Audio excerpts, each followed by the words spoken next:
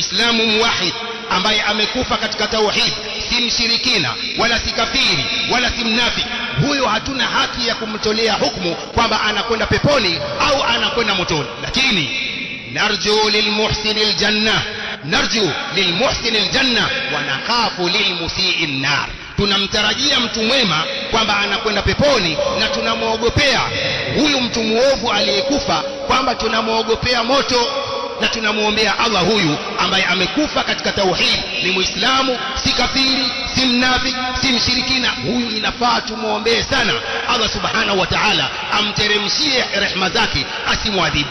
Lakini mushrik, kafir, mnafiki wamekufa katika unafiki wao na ukafiri wao na ushirikina wao, hakuna haki ya kumuombea rahma kafiri huyo na mshirikina huyo na mnafiki huyo. Waislamu lazima wajue hukumu zao zilizo katika Qur'an. Kama hawajui, faliyaskutu, wanyamaze.